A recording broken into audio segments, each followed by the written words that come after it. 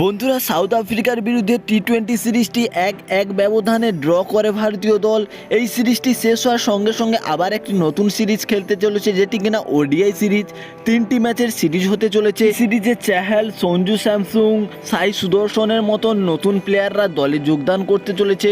বন্ধুরা, এই ম্যাচটি কবে কোথায় অনুষ্ঠিত হবে, ভারতের কোন নতুন সময়ে এই ম্যাচটি শুরু হবে এবং এই ম্যাচে ভারতের প্লেইং 11-এ কারা কারা খেলতে চলেছে, এই সমস্ত তথ্য আজকের এই ভিডিওতে আলোচনা করব।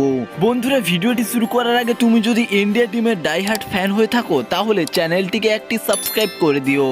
বন্ধুরা, সাউথ আফ্রিকার বিরুদ্ধে প্রথম টি-20 ম্যাচটি বৃষ্টির কারণে বন্ধ হয়ে যায়। দ্বিতীয় ম্যাচে সাউথ আফ্রিকা দল জিতে যায় এবং তৃতীয় ম্যাচে টিম ইন্ডিয়া জিতে 1-1 ব্যবধানে সিরিজটি ড্র হয়। এই সিরিজ শেষ হতে না হতে আবার নতুন একটি ওডিআই সিরিজ খেলতে চলেছে সাউথ আফ্রিকার বিরুদ্ধে, যেটি কিনা শুরু হচ্ছে আগামীকাল অর্থাৎ 17ই ডিসেম্বর ভারতীয় সময় দুপুর 1:30 থেকে এই ম্যাচটি শুরু হয়ে যাবে। এই সিরিজে শুভম গিল, সূর্যকুমার যাদব, রবীন্দ্র জাদেজার মতন কোনো বড় প্লেয়ার খেলছে না, সমস্ত ইয়াংস্টারদেরকে নিয়ে এই প্লেইং 11। বন্ধুরা, এই ম্যাচে ওপেনিং করতে চলেছে ঋতুরাজ গায়কোয়াড় এবং তার সঙ্গে সঞ্জু স্যামসুং। হ্যাঁ বন্ধুরা, যশস্বী জয়সওয়াল, শুভম গিলের মতো কোনো ওপেনারই নেই এই সিরিজের জন্য, তাই ঋতুরাজ গায়কোয়াড়ের সঙ্গে সঞ্জু স্যামসুং কিন্তু ওপেনিং করতে চলেছে এই ম্যাচে। সাই সুদর্শন দলে থাকলেও তাকে হয়তো চান্স দেওয়া হবে না।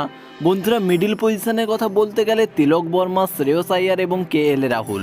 হ্যাঁ বন্ধুরা, তিলক বর্মার ফর্ম ভালো না থাকলেও তাকে কিন্তু জায়গা দিচ্ছে ভারতীয় দল এবং একই সঙ্গে খেলতে চলেছে শ্রেয়স আইয়ার এবং KL রাহুল। বন্ধুরা, বিশ্বকাপে দুজনের জুটি খুব মারাত্মক ছিল, আশা করা যায় এই সিরিজেও ভালো হবে।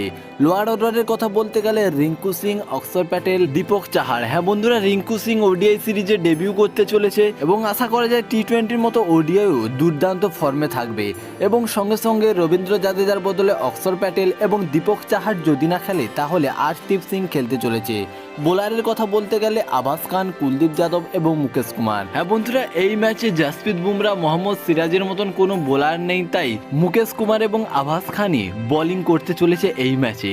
বন্ধুরা, তোমাদের কি মনে হয় এই সিরিজে আর কাকে যোগদান করলে টিম ইন্ডিয়া আরও ভালো মজবুত হতো? অবশ্যই কমেন্ট করে জানাবে এবং ভিডিওটি ভালো লাগলে চ্যানেলটিকে সাবস্ক্রাইব করবে। ধন্যবাদ।